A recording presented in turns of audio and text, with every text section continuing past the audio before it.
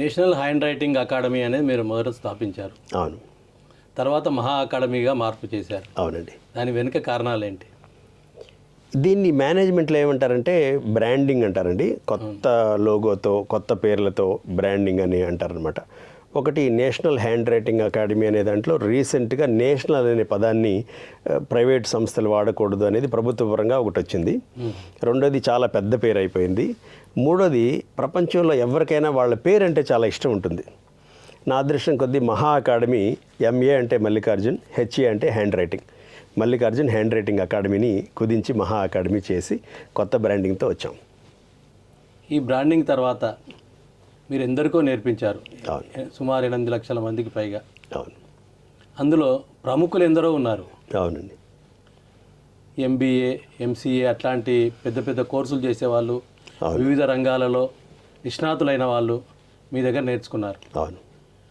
వారు మీ వైపు ఆకర్షితులు కావడానికి కారణాలు ఏంటి?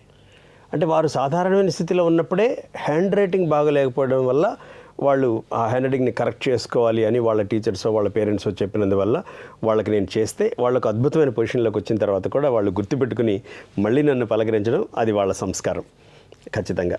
కానీ వాళ్ళ తల్లిదండ్రులని వాళ్ళ టీచర్లని నేను అప్రిషియేట్ చేస్తాను.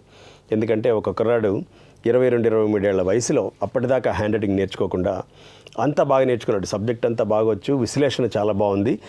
ఎక్కడికి వెళ్ళినా హ్యాండ్ రైటింగ్ మాత్రం బాగాలేదు. నువ్వు రాసే సివిల్ సర్వీసెస్, యూపీఎస్సీ రాసే కుర్రాడు, సివిల్ సర్వీసెస్లో చాలా డిస్క్రిప్టివ్ ఎగ్జామినేషన్స్ ఉన్నప్పుడు చేతిరాతకి చాలా చాలా ప్రాముఖ్యత ఉంటుందన్నప్పుడు నేను అతనికి హెల్ప్ చేశాను. దాని తర్వాత మర్చిపోకుండా అతను ఇప్పటికీ నాకు టచ్లో ఉన్నారు.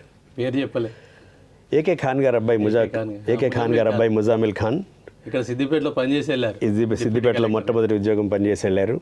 అలాగే చాలామంది 2005లో వినీల్ కృష్ణ, అలాగే మొన్న ఉదయ్ భాస్కర్ రెడ్డి, ఇలా చాలామంది కనీసం నేను ఒక 60-70 మంది కేవలం చేతిరాత వల్ల తప్పిపోయిన వాళ్ళు ఆ చేతిరాతను మెరుగుపరచుకోవడం ద్వారా సిఏ, ఎంబీబీఎస్ లేకపోతే సివిల్స్, యూపీఎస్సీ ఎగ్జామినేషన్స్ క్రాక్ చేసిన వాళ్ళు చాలామంది మళ్ళీ మాకు తారసపడరు.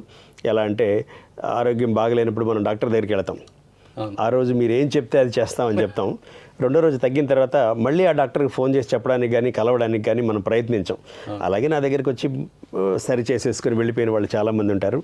కొద్దిమందో ఇలా మళ్ళీ నా దగ్గరికి వచ్చి చెప్పి కృతజ్ఞతలు అని చెప్పి వెళ్ళిన వాళ్ళు చాలా తక్కువ మంది ఉంటారు.